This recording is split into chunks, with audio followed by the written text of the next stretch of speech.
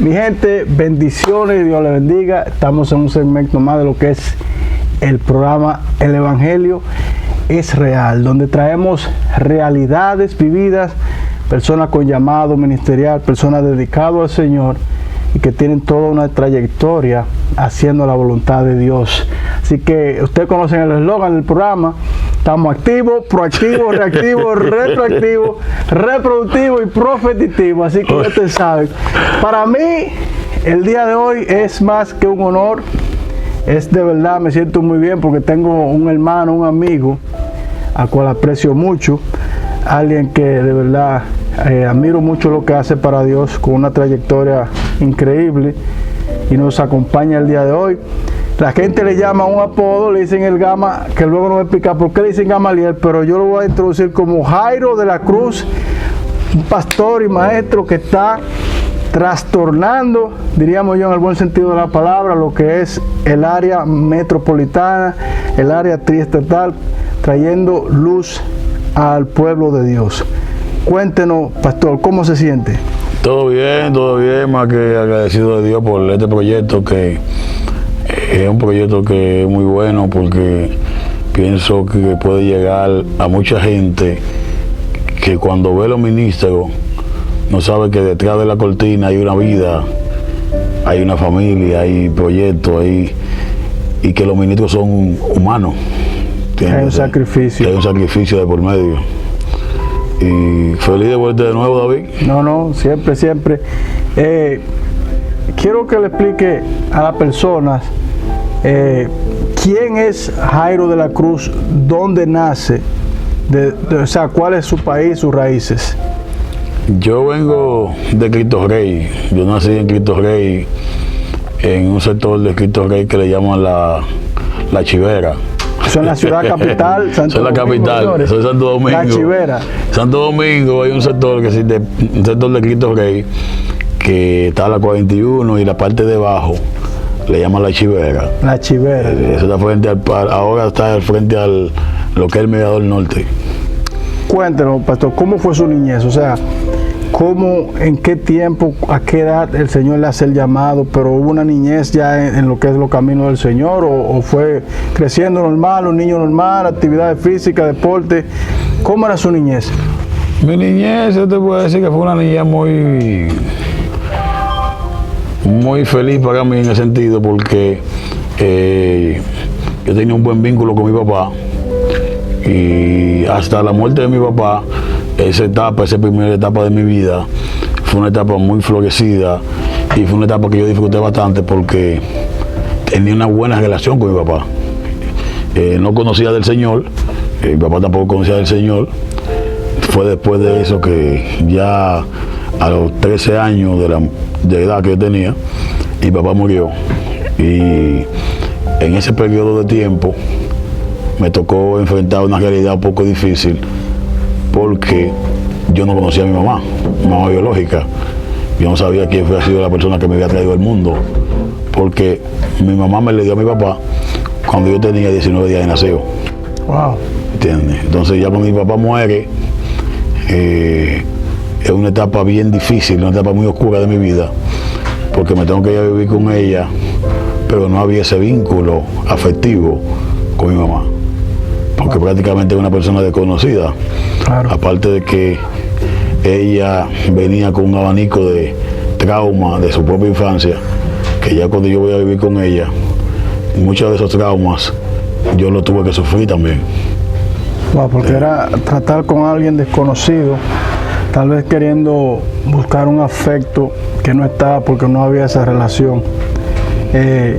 ¿Cómo hubo algún progreso en esa relación? O sea, ¿fue mejorando o nunca se llegó a ese término, a ese punto de tener esa afección de madre a hijo y de hijo a madre? Fue una etapa muy difícil de mi vida.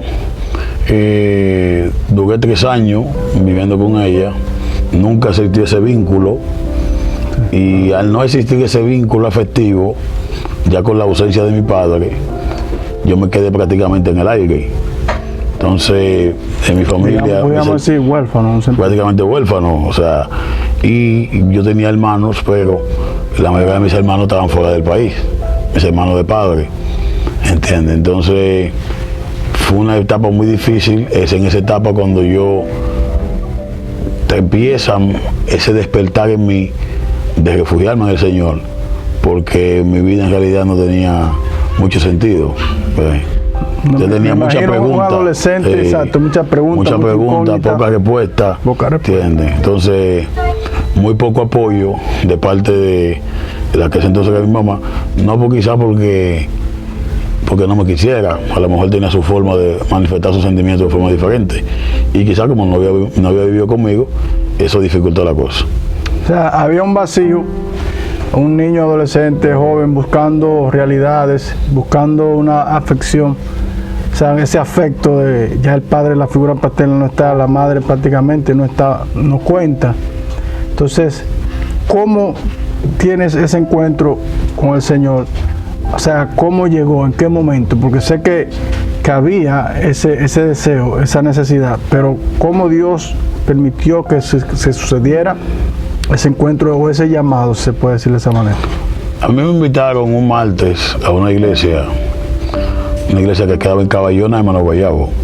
Yo me fui a vivir con mi mamá en Caballona, Hermano Guayabo, y me invitaron un martes a una iglesia Pentecostal Unida que pastoreaba al pastor Rafael Matos.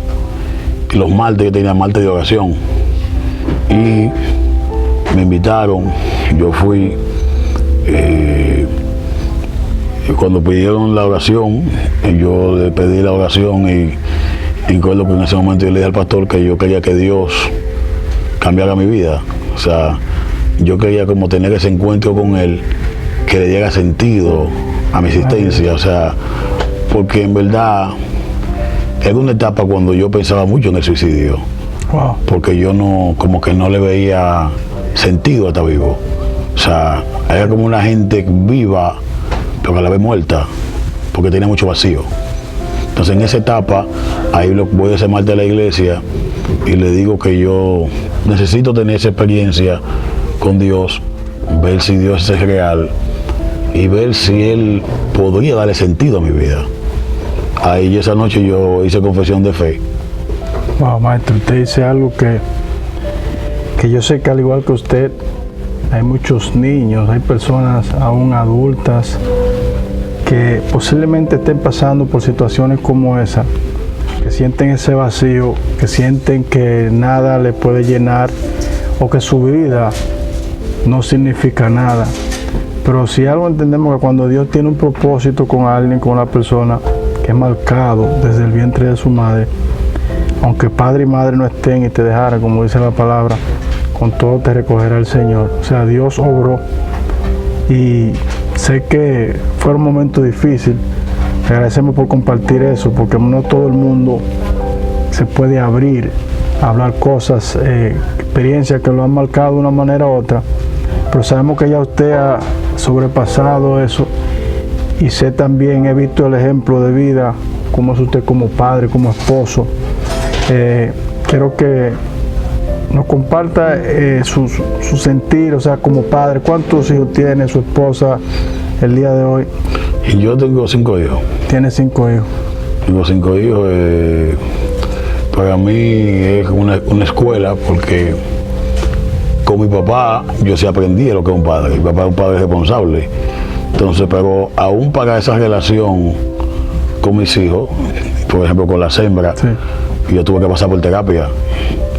Yo duré más de 1 año en terapia. ¿Por qué? Porque al yo no tener esa imagen de madre, sino para mí mi mamá fue la que me crió. Claro. ¿Entiendes? Negra, que es una mujer que partió con el Señor, fue alguien que me dio mucho amor, pero en un momento tuvo que abandonar el país también, porque vino a vivir al extranjero. Entonces, pero yo en esa etapa de padre, ya tú tratas de darle a tus hijos eso que tú no recibiste. Claro. Pero muchas veces uno intenta hacerlo, pero desde la herida. Entonces ahí es que yo fui a terapia y duré 1 año en terapia para tratar de restaurarme yo emocionalmente y así poder darle lo mejor a mis hijos. Wow. Porque si no, si tú no logras, a mucha gente que viene de hogares disfuncionales, Sí. y tratan de, en su fuerza, hacer algo por sus hijos, pero no lo logran. No tienen la herramienta, No tienen las herramientas la capacidad y nadie lo ha sanado. y nadie lo ha sanado. Wow, te dice algo muy importante.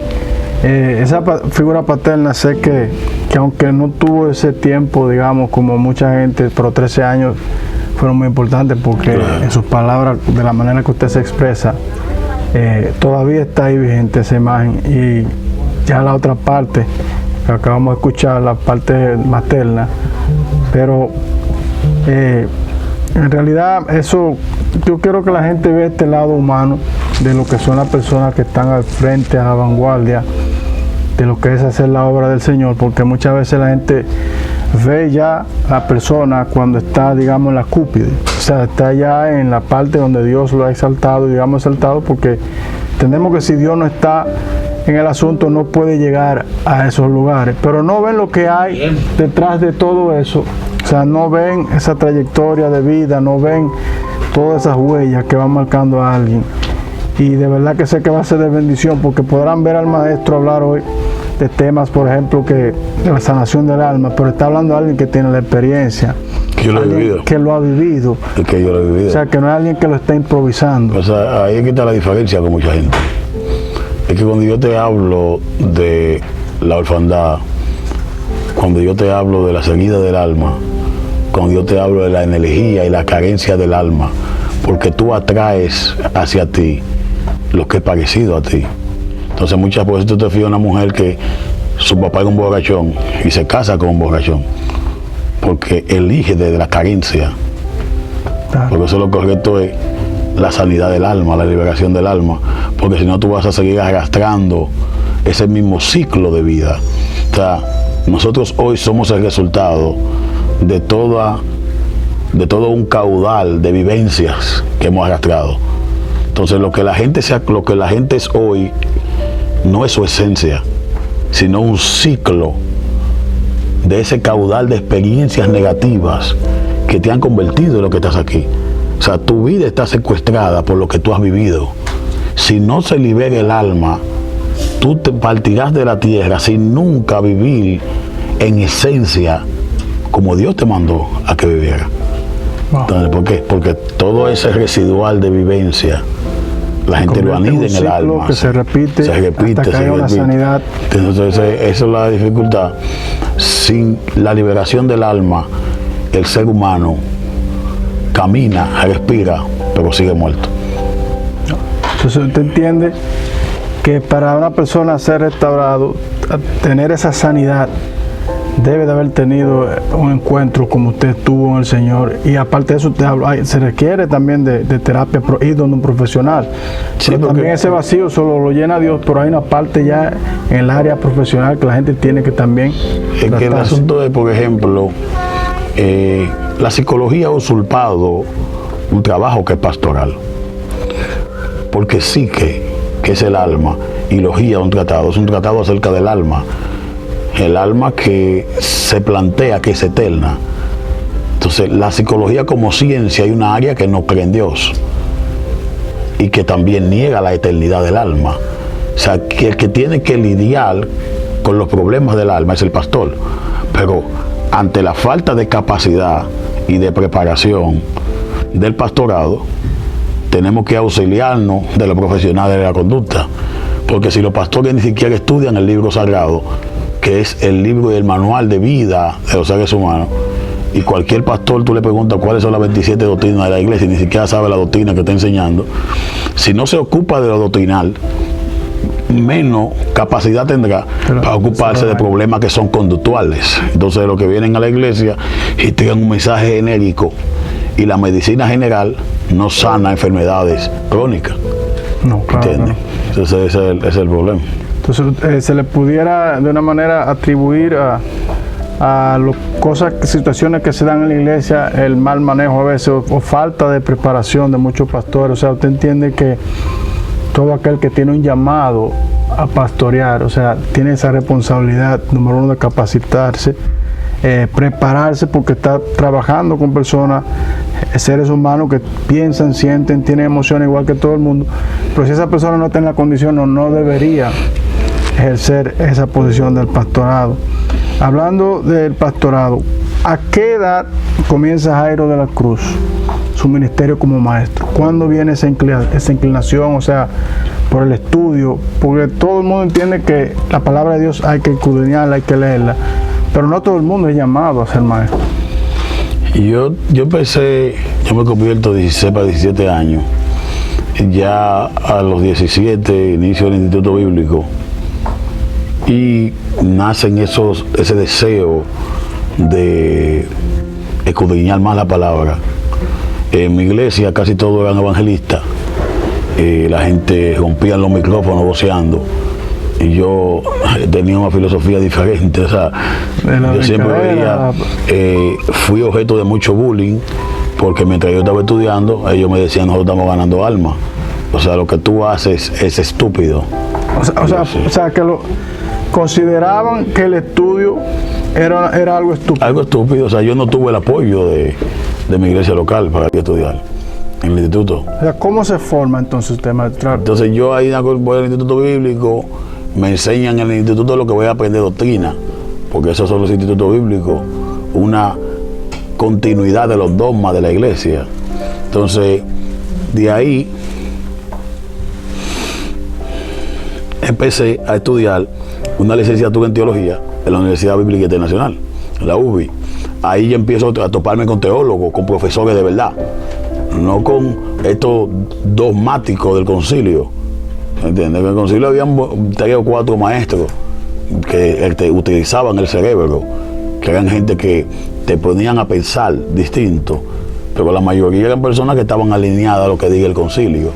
¿Entiendes? Yo tuve buenos maestros, un Aguesio Hernández, un Mateo Eustaquio en su momento, que era pastor de un reino, Manos Reino, de Buenos Aires de Herrera, ¿entiendes? Pastor Domingo de ahí de la Fuente. Eran pastores que iban más allá, se salían de los límites del concilio. De los parámetros. Un Rafael Matos. Pero los demás eran prácticamente pro concilio. Y eso dificultaba que se ampliaran. Ya cuando voy a la universidad, veo que todo lo que yo aprendí del concilio no tiene soporte en la Biblia. O sea que esos 3 años que había estado en el Instituto Bíblico, lo perdí. O sea, de una manera algo le habrá de haber servido porque tal vez despertó en usted esa inclinación a ir a otras, digamos, otra vertiente o formar parte de otras personas con otro conocimiento, digamos, más amplio y todo ese tipo de cosas. Ahora bien, maestro, en esta trayectoria podemos ver, usted nos habla de la edad y todo eso, el conocimiento que tiene, pero ¿por qué las personas consideran a Jairo de la Cruz alguien controversial? O sea, ¿será porque desconocen la verdad que usted conoce o no tienen la preparación o simplemente lo juzgan por lo que ellos se dejan llevar o lo que dicen los demás? Yo pienso que el mundo quizás en 50 años te prepara para recibir todas las cosas que yo sé, porque yo he dedicado mi vida al estudio. Desde que yo me convertí en esa fecha hasta hoy, no ha pasado un día donde yo no esté estudiando. Entonces, pero la iglesia se acomodó con la mentira. Entonces, como yo conozco el sistema religioso, porque yo estuve dentro de esa cárcel. O sea, no es que usted tiene un don especial, sí, no fue que Dios lo apartó de una manera, entonces, sino que la gente, yo me consagro al estudio. Pablo te dice, Pablo, apartado para el evangelio. Si yo observo mi vida, porque si yo creo en la predestinación, porque Dios te va dando dones y llamados. Cuando yo estoy dentro de la estructura, el Señor me dijo, yo te hago un maestro de naciones. En mi concilio, Dios no hablaba. O sea hubo una palabra profética. Sí, el Señor me habló. Dios habló. Literalmente en mi vida. Pero en mi concilio Dios no hablaba. ¿Entiendes? Entonces eso era chocante porque yo sentí ese llamado hacia ese lugar. Y entonces ahí empezó el espíritu de investigación, la revelación y el estudio. Porque a veces la gente te ve desde afuera refutando argumentos viejos que la gente sigue hoy y ellos piensan que tú no tienes contacto con la espiritualidad. porque a lo que ellos le llaman revelación no son más que emociones momentáneas y versículos sacados de contexto que utilizan en un congreso o un evento para poder manipular a las masas ignorantes que están ahí. Entonces, una revelación es algo que trasciende al tiempo. O sea, por eso la década de los evangelistas de los 90, esos grandes evangelistas, tú no lo oyes, tú no oyes su prédica hoy. No, parecía como si desapareciera. Se desaparecía, tú no oyes su prédica, porque sus prédicas para ti hoy en el 2021 no son relevantes, porque fueron verdades para un mundo ciego. La revelación trasciende al tiempo, la revelación es trascendental, por eso tenemos que estudiar hoy los escritos de Pablo del primer siglo. Ya en el segundo siglo no pasaron de moda, porque es revelación. Entonces, una característica de la revelación es que es algo trascendente. Entonces, cuando tú te pones a ver, cada generación, cuando viene la próxima, no puede darle continuidad a lo de esa generación, porque han sido verdades dentro del tiempo. O sea, la mayoría de predicadores se limitan al tiempo en que viven. Entonces, por ejemplo, yo vengo y te digo, escuchar música secular no es pecado. Nunca ha sido pecado. En el 60 no lo entendían, en el 70 no lo entendían, en el 80 no lo entendían, en el 90 no lo entendían, en el 2000 no lo entendían. Aún en el 2021 todavía hay parte del pueblo que no lo entiende. Pero eso es algo trascendente. Claro. Porque entonces va de avanzada. Entonces hay muchas cosas que yo he entrado, que voy cortando con la religión. ¿Ve? Y por eso es algo controversial, porque vengo a cambiar un sistema. No me acomodo. Si yo me acomodo al sistema, yo estuviera predicando en todas las iglesias todos los días. Pero yo no tengo un llamado a estar en todos los eventos. Yo tengo un llamado a despertar conciencia, lo mío más trascendente. ¿Usted considera que su llamado es especial, o sea, diferente a lo... Yo fui consagrado por Dios para despertar conciencia en el mundo. Lo mío es más trascendente que alargarte un pie. Yo te voy a elevar la conciencia, y después que tu conciencia se eleve, ese pie va a tomar su lugar. Y de ahí viene el nombre Casa de Luz. O sea, Casa de Luz. Entiende que usted viene a traer luz. A traer luz y a reunirme como una familia en esa luz. Porque, por ejemplo, yo me acerco a David, pero David tiene una luz que aportar. Claro. Una luz que es distinta a la que yo traigo.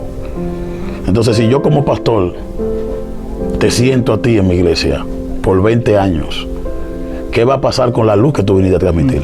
Claro. Entonces hemos visto muchos pastores que han secuestrado las almas de la gente y han matado sueños y esperanza. No han servido de estímulo para que otros puedan materializar lo que Dios los mandó a hacer, sino que han utilizado a esa gente para sus propios objetivos y sus propios compromisos. Wow, maestro, usted acaba de tocar un punto que tal vez muchas personas no se atreven a tocar por alguna u otra razón, pero acá estamos hablando, digamos, como si fuese un libro abierto. Este segmento se llama El Evangelio es Real, o sea, estamos hablando de realidades, cosas que pasan en el pueblo de Dios, en las iglesias, el que los ministros viven cada día, cosas que marcan, que impactan, pero también son realidades que tenemos que compartirlas con la gente de fe, porque entendemos que puede ser de bendición y puede en un momento determinado levantar el ánimo a otro. Dicho todo eso, ¿ha habido algo en el caminar de Dios que usted pueda decir que haya querido sentir volver atrás? Porque he escuchado de mucha gente que en un momento dado han sentido dejarlo todo, dejar el ministerio, dejarlo todo, porque le ha tocado vivir una experiencia o algo al cual a veces no están preparados. Mira, cuando tú subes arriba y tú observas la pudredumbre que hay entre los ministros, es muy probable que tú desees soltarlo todo. O sea, ¿cuál es la realidad de hoy? Ministros homosexuales. ¿Cuál es la realidad de hoy? Ministros que se inyectan. ¿Cuál es la realidad de hoy? Ministros alcohólicos. Pero esos mismos homosexuales, alcohólicos y que se inyectan, se paran en un altar a predicar una santidad extrema. Entonces, cuando tú no quieres ser parte del circo, ¿entiendes? Mucha gente dice, él le recomendó a fulano que fume marihuana. Yo no se lo recomendé. Ahora, el que lo dice, es interesante que consume marihuana. ¿entiendes? Entonces hay muchas cosas. Los ministros de hoy, la mayoría, por no saberlo todo, juca, droga, alcohol, mujeres, prostitutas. Entonces, ¿de qué santidad tú me hablas? O sea, ¿por qué tu mensaje es tan radical en contra de algo que tú lo practicas? ¿Cómo definiría usted la santidad? La santidad yo lo vería como la palabra hebrea kadosh, que es algo apartado, es algo consagrado. Pero la santidad, ser consagrado no tiene nada que ver con un aparato externo. No tiene que ver con pantalón, con ropa, con desguisado. No, es ser consagrado y destinado para un oficio.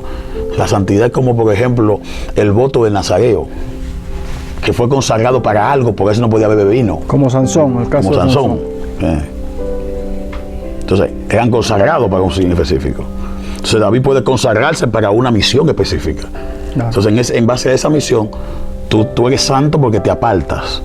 Por ejemplo, el arca del pacto es un metal de hierro. Sin embargo, David la movió, la tocó y muere. Tú tocas cualquier hierro y no va a morir. Pero ese hierro fue kadosh, fue santo, tenía santidad, porque fue apartado para algo específico, fue consagrado para Dios. Entonces la santidad tiene que ver con consagración, no tiene que ver con la música que tú escuches, no tiene que ver con la ropa que tú vistas. O sea, San Agustín lo dijo, la sotana no hace al monje. Entonces, si hay algo que ha desconectado al mundo de Dios, es la iglesia, que debería ser lo contrario. La iglesia ha desconectado al mundo de Dios, porque ha mostrado una idea falsa al mundo de lo que es Dios. O sea, ¿usted entiende que la iglesia no está haciendo el trabajo que debería hacer? La iglesia, una gran parte del pueblo está haciendo el trabajo al diablo. Porque para que el ateísmo floreciera, tuvo que emigrar el catolicismo. Entonces, como no vio a Dios en la práctica del catolicismo romano, el ateísmo sube. Entonces, cuando la gente no logra ver la santidad que profesa esa iglesia en su práctica, en el trabajo social, en el amor con los demás, tú vas a cualquier iglesia y los pastores son dioses. Hay que secarle el sudor. Si tú difieres de cualquier pastor, el diablo te va a llevar, porque es que ellos se han creído que son dioses. O sea, entonces los pastores se rodean de gente que lo que vienen es a validar todo lo que él diga. O sea, para tú ser buen creyente en una iglesia evangélica, tú tienes que decir que todo lo que el pastor diga está bien. El día que tú discrepes, por encima de lo que Dios Dios te puede diga en ese momento. Lo que Dios diga es un tercer o cuarto plano. Tú tienes que obedecer al pastor por encima muchas veces de lo que Dios te diga o de lo que tú entiendas que es.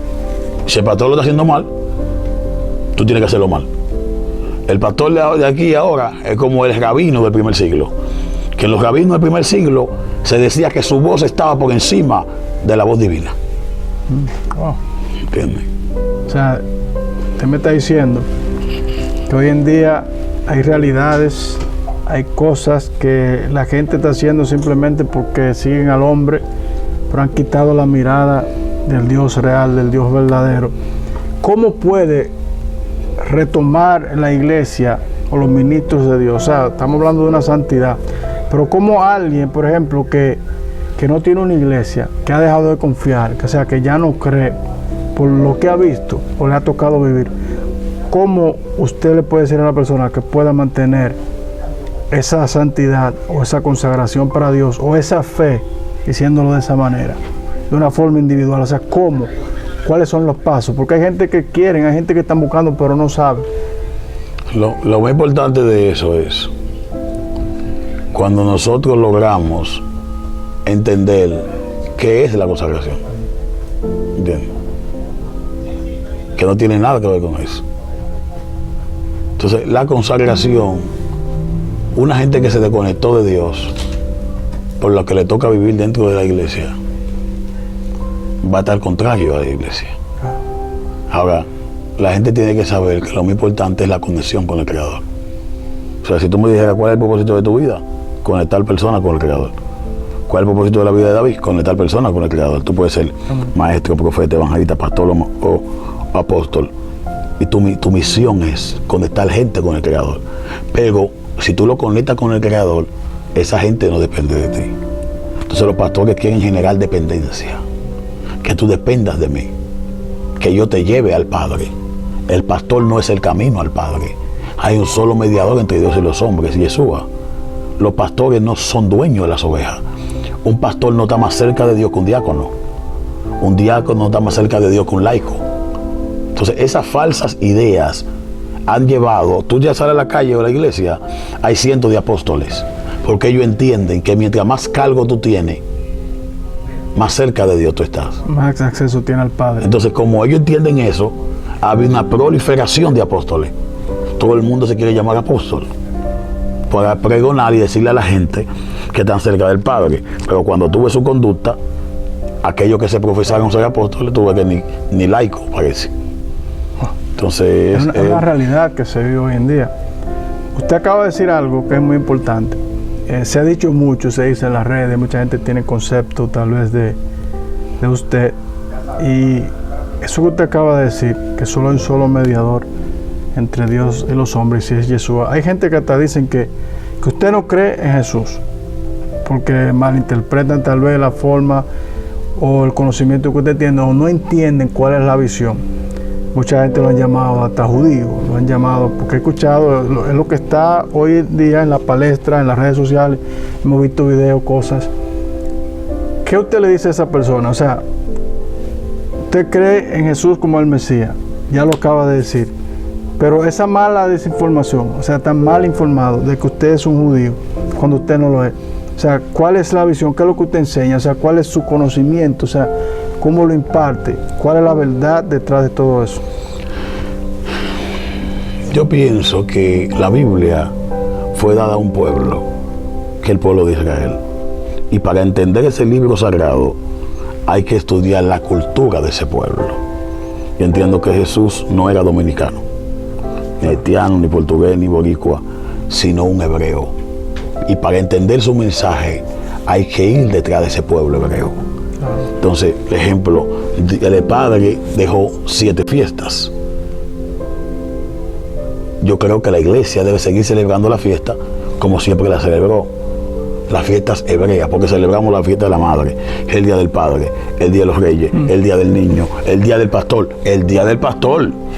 O sea, el día del pastor, hermano. Nada de eso. O sea, tú me estás criticando a mí que yo soy un judío por celebrar la fiesta que Dios mandó, y tú celebras el día del pastor. Está en la Biblia. O sea, ¿cómo tú me refutas a mí? ¿Bajo qué argumento? Es un punto muy profundo. La gente, en su ignorancia, tal vez, pueden tocar esos términos, pero de una manera errónea, porque en realidad no han hecho, vamos a decir, su tarea como deberían hacerlo. Qué bueno que usted aclare ese punto, porque hay gente en la fe, gente que tienen que ver realidades que tal vez no se hablan. Quiero que usted me diga, ¿qué es lo más difícil que usted entiende, la asignación más difícil que ha tenido que hacer para el Señor? Lo más difícil ha sido cambiarle la mente a muchos pentecostales, porque yo vengo del pentecostalismo.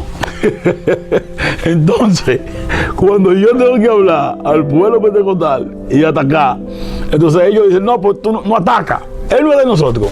Pues entonces pues la gente te ve creyendo los milagros, creyendo los profetas, y dicen, ah, bueno, él es de nosotros. Pues vuelve y tú lo atacas. Entonces, sí, porque hay gente que cree tal vez que usted no cree en milagros. No, porque ellos creen que los milagros son pentecostales. O sea, si tú, pero tú eres pentecostal, pero tú haces milagros. No, los milagros son pentecostales.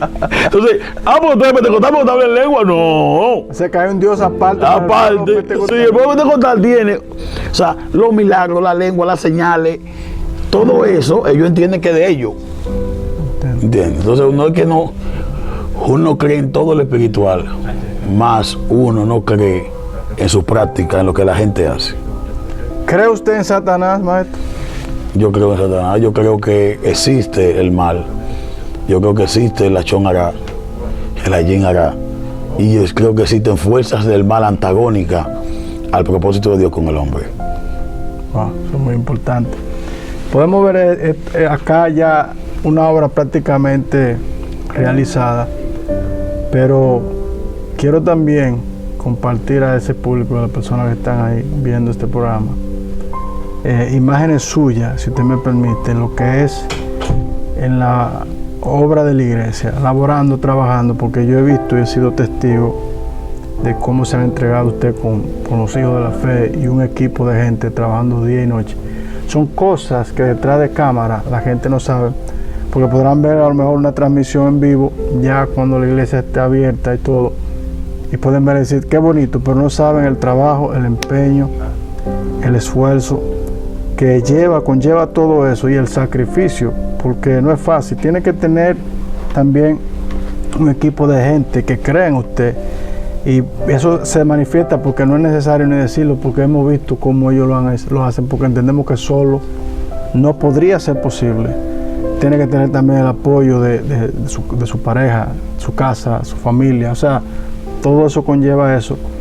Y parte de lo que queremos reflejar, o sea, mostrar a esa persona, porque es muy fácil decir, vemos por ejemplo a usted, el pastor Jairo, en tal plataforma haciendo esto y lo otro, pero ellos no saben lo que hay detrás. Entonces vamos a compartir también, ya en la parte final de la entrevista, algunas imágenes que la gente pueda ver de todo lo que se ha hecho aquí y que ha habido un esfuerzo.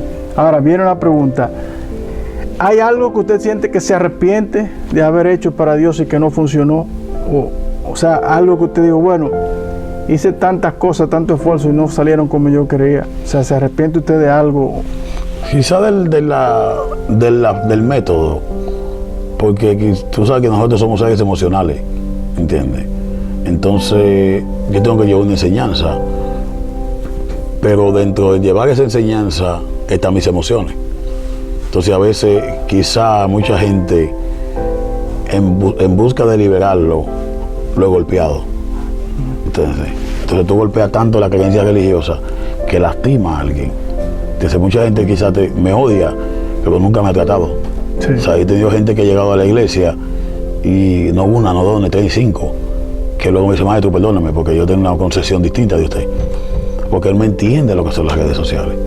Entonces, si algo pudiera arrepentirme de eso, de quizás permitir que muchas veces la emoción golpee, wow, y esconda la luz que tú quieres transmitir. A veces somos muy dados para juzgar, sí, pero en realidad no conocemos a la persona. Eso es un error. Eso es bien difícil. Pero qué bueno que usted comparta todo eso acá en este momento y nos diga todas esas cosas, porque entendemos que la gente no debe llevarse, sino que ir de lo que digan los demás, y las redes se manejan de esa manera. Y usted hablaba ahorita que habían evangelistas que para un tiempo, una época, fueron muy usados por Dios, pero que tal vez para este tiempo no trasciende, porque tenemos que entender en qué tiempo, en qué época estamos viviendo. Los tiempos van avanzando, la parte tecnológica y todo eso. Entonces sí tiene que haber un manejo en cuanto a todo eso. Ahora, ¿quiso usted alguna vez hacer otra cosa? Porque a veces yo mismo en mi parte quise ser un deportista, lo fui, pero he escuchado que gente quisieron ser pelotero, quisieron ser esto, lo otro. Yo quise ser un empresario, yo puse negocio una vez en Santo Domingo, pero el hombre de Dios muere en un altar. Por eso los predicadores no se retiran. Tú no es que los predicadores tienen 70 años y siguen predicando en un altar. Siguen activos, proactivos. Sí, porque eso es su mundo, ¿entiendes? Es el llamado. Tú no vas a ser feliz en la vida hasta que tú no hagas para lo que naciste, porque es lo único que te da la felicidad. O sea que hay algo de parte de Dios que marca a un hombre y una mujer que han sido llamados, y en el tiempo de Dios se cumple. Pero usted dijo ahorita, cree en la predestinación. Es un tema que mucha gente no lo aborda y eso, se pasa por encima, pero el que fue marcado por Dios terminará haciendo lo que Dios hizo. ¿Usted cree que en estos tiempos de tanta diversidad, que vemos tantas enseñanzas, a veces vemos tantas ramas difíciles, cree usted que es necesario que la persona se identifiquen solo con una, digamos, no congregación, una denominación específica, o no es necesario? O sea, entendemos que el punto aquí es seguir al mediador, que es Jesús, y encontrar la verdad a través de su palabra. Yo pienso que la forma más confiable de encontrarse con Dios es caminando en el sendero opuesto de las instituciones religiosas. Las instituciones religiosas secuestraron la luz divina. Y tú no puedes encontrarte con Dios dentro de ella. Tú quieres encontrarte con Dios, vas a tener que caminar el sendero opuesto a la religión. Muy poderoso. Wow. De verdad que usted tiene demasiadas tantas cosas. Usted es una enciclopedia, como dicen.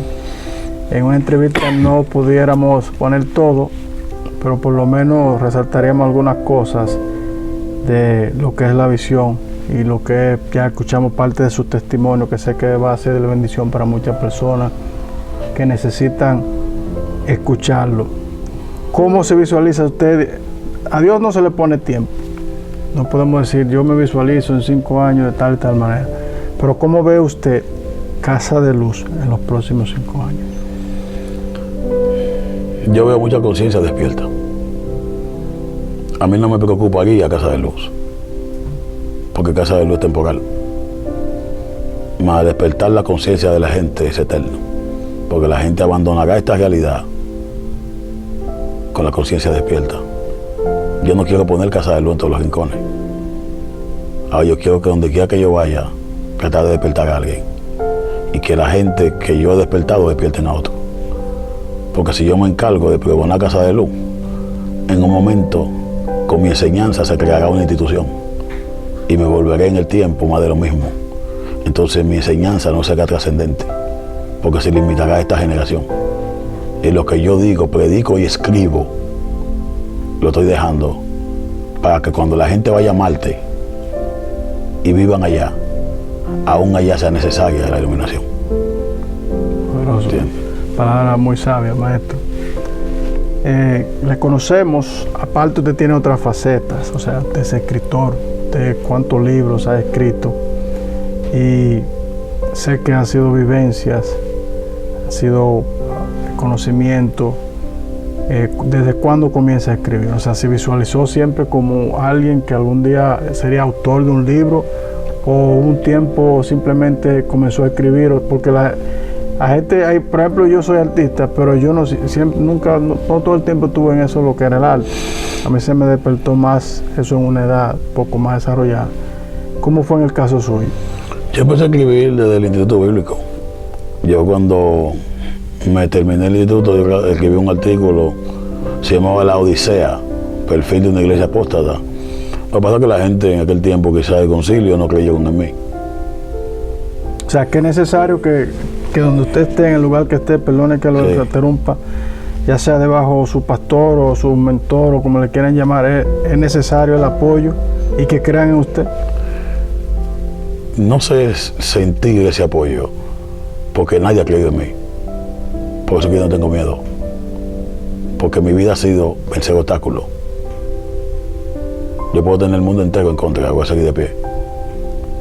Porque cuando tú te haces un hábito de vencer obstáculos en la vida, que tú no tienes miedo. Entonces la vida me ha puesto tantos obstáculos que cada vez que yo tengo un proyecto, estoy preparado para brincarlo, porque sé que se presentarán. Entonces, en pocas palabras te diría, yo empecé a escribir y la gente no creyó en mí. Pero los que no creían, rechazo. Sí. Había burlas, se burlaban. Mucha gente, porque el primer libro que yo escribí costaba $30. ¿A quién se le ocurre en República Dominicana? ¿En qué año? 2005. $30 en aquel entonces. En el 2005. Entonces, ¿a quién se le ocurre escribir un libro de República Dominicana que cueste $30? Después del libro, Guerra de Dioses, todos los libros míos costan $100. Entonces, la gente te dice que dominicano hace eso. Pero tuve el libro que anda rodando por el Centro y Sudamérica, anda rodando por Europa. La gente me escribe de toda parte del mundo. Porque tú no estás transmitiendo religión, sino que tú estás liberando conciencia. A mí me escucha el evangélico, pero a mí me escucha el católico, a mí me escucha el impío, a mí me escucha el budista, porque mi mensaje trascendió la religión. ¿Me entiendes? Sí. Yo no practico el judaísmo. Yo creo que la Biblia tiene un mensaje oculto en la cultura hebrea. Porque es el Dios de la Biblia, es un Dios que se le reveló a la humanidad a través de Israel. El puente a ese Dios se llama Yeshua, no Israel. Entonces, la verdad se hace trascendente cuando no se queda en el cuadro de una religión. ¿Entiendes? Muy profundo eso. ¿Entiendes? Eso es lo que uno busca. Que mañana la verdad que David dijo no se limite a un público, sino que sea una verdad que cualquier ser humano, en cualquier nacionalidad, en cualquier idioma que le escuche, pueda conectar con esa verdad. Porque es una verdad que trasciende. ¿Entiendes? Eso, me he quedado sin palabras, porque en realidad lo que usted acaba de decir es algo que es una realidad, pero son palabras muy sabias de conocimiento, y de verdad que yo le agradezco mucho por este tiempo, este momento, que usted se haya abierto con nosotros, decir cosas, verdades, experiencias, testimonios que lo hayan marcado de esa manera y compartirlo así. O sea, le agradezco mucho, y para mí más que un placer y un honor, y creo que es necesario que la gente escuche no solo una voz, sino la voz de personas que de verdad están haciendo cosas para Dios y que tratan de agradar a Dios cada día más. Hay una juventud hoy en día que se pierde, maestro. Hay una juventud que no tiene un norte específico, tal vez por la demanda que hay de lo que es el diario vivir, digamos, la televisión, las mismas redes, o sea, tantas cosas negativas. Quisiera que, para culminar esta entrevista, que usted en palabras suyas se dirija hacia ellos para que tengan una vía de cómo acercarse a Dios y cómo salir hacia adelante y cómo ser alguien que pueda impactar otras generaciones, así como usted lo está haciendo. Salomón dijo: recuérdate de tu Creador en los días de tu juventud. Recuérdate cómo conéctate. Y qué bueno poder utilizar esa juventud cuando tú tienes toda tu fuerza para servirle al Creador. Entonces yo pienso que muchos jóvenes deben ya empezar a buscar a Dios y no escudarse en los mitos de la religión, que es lo que está matando a la juventud. El joven de hoy no se siente identificado con los patrones de conducta de la religión. Entonces ellos tienen que obviar eso y acercarse a Dios directamente, sin la mediación de la religión. Eso es lo más recomendable. Una última pregunta, maestro. ¿Cómo define usted a Dios en una palabra? Los judíos definen a Dios como el Ein Sof, el ser sin límite. Si yo pudiera definirlo a Él, utilizaría el lenguaje de Pablo. Él es el que todo en todo. El lenguaje de Moisés te diría: Eye Achel Eyel, yo soy el que soy. Dios es el eterno presente. O sea, el eterno presente, un ser que no tiene vínculo con el pasado. Entonces imagínate tú, un ser humano con carencia y errores, que cada segundo de tu vida que pase es el pasado, conectado con un Dios que es Eyel Achel Eyel, un eterno presente, que no le importe nada de lo que pasó hace 20 segundos y que te ame sin condiciones, sin que esos 20 segundos del pasado afecten tu relación con Él. O sea, la conexión con Él no depende de nada que tú hayas hecho, porque Él vive en un eterno presente. Entonces, la actitud tuya en el presente es que genera la conexión con Él. Si tú logras vencer el pasado y vivir en un presente, vivirás eternamente conectado con Él. Wow, eso está tremendo, maestro. Sabiduría pura. Aquí tenemos personas que están sentadas con nosotros, que están disfrutando detrás de cámara, porque esto es en vivo, esto es real. Este segmento se llama El Evangelio Real. Escuchamos palabras de mucha sabiduría, mucho conocimiento. Creo que en realidad usted lo ha dicho todo con lo que acaba de decir, y ya nos vamos a despedir aquí, pero recuerden, vamos en la última parte de la entrevista, vamos a poner las imágenes y todo eso. Una experiencia increíble, maestro. Me enorgullece tenerlo como amigo. Gracias por cedernos este tiempo, y de verdad sé que lo que Dios está haciendo a través de usted va a seguir impactando otras generaciones, y sé que mis ojos lo podrán ver, al igual que muchos de los que están ahí conectados. Así que, mi gente, shalom, Dios le bendiga, bendiciones.